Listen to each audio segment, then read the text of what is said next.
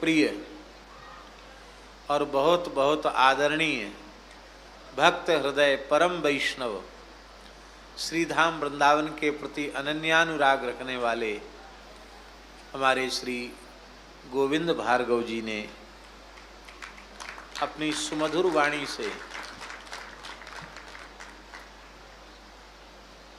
यह भजन श्री ठाकुर जी श्री जी के चरणों में प्रस्तुत किए। और चमत्कार देखिए, वृंदावन का स्मरण करते ही मूर्तिमंत वृंदावन प्रकट हो गए। महाराज जी आ गए, मानो साक्षात वृंदावन आ गया, वृंदावन में वृंदावन आ गया। आप गा रहे थे, उसी समय महाराज जी पधारे। वर्तमान समय में भजन संध्याओं का जो प्रकार है वो कुछ दूसरे ढंग का हो गया है, और वह भी गलत नहीं है, वह भी ठीक है। इसलिए ठीक है कि किसी भी प्रकार से येन केनाप्युपायेन मनः कृष्णे निवेशयेत्, जिस किसी भी उपाय से संभव हो अपने मन को भगवान श्री कृष्ण के चरण कमलों में लगा देना चाहिए। तो युवा वर्ग की वह मांग है, और इस बहाने कम से कम वो कुछ नाच गा लेते हैं भगवान के सामने, इससे भी उनका कल्याण ही होगा। इसलिए हम इसमें दोष दर्शन नहीं कर रहे हैं, ये भी भगवान की कृपा है, बहुत अच्छा है। किंतु जैसा हमारे श्री गोविंद जी भाव में डूब करके गाते हैं भार्गव जी, और न बहुत कोई ढोल ढमाका, न कोई बहुत हो हल्ला आते नहीं, ये बड़ी कृपा है श्री जी की, ठाकुर जी की। क्योंकि वो वाद्य अधिक हो जाने से फिर हृदय की आवाज मंद पड़ जाती है, और हमारे ठाकुर जी तो हृदय की आवाज सुनने वाले हैं, हृदय की पुकार सुनने वाले हैं। कितने लोग गाते हैं भजन, सब पर ठाकुर जी की कृपा है। लेकिन आप पर इतनी कृपा है कि ठाकुर जी ने रीझ करके हमारी सबही बात सुधारी, कृपा करी श्री कुंज बिहारी ने, कृपा करी श्री कुंज बिहारी ने, अरु श्री कुंज बिहारी हमारी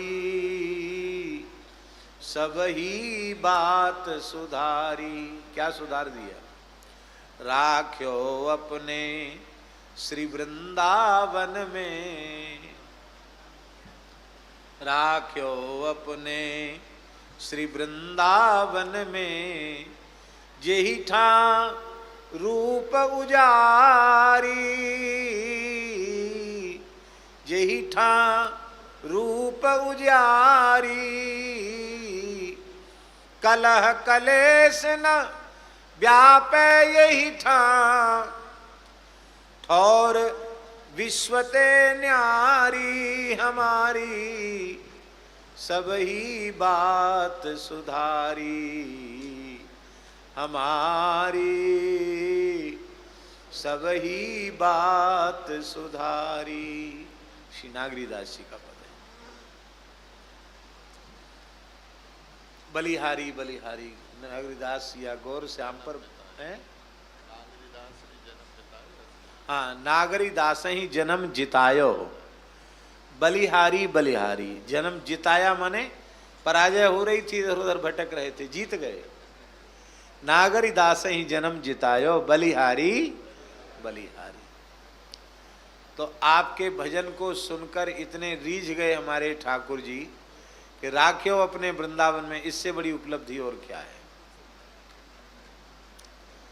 वृंदावन की प्राप्ति से बड़ी कोई दूसरी उपलब्धि नहीं है। आप कृतकृत्य हैं, आप कृतार्थ हैं, बस उसका अनुभव निरंतर करने की आवश्यकता है।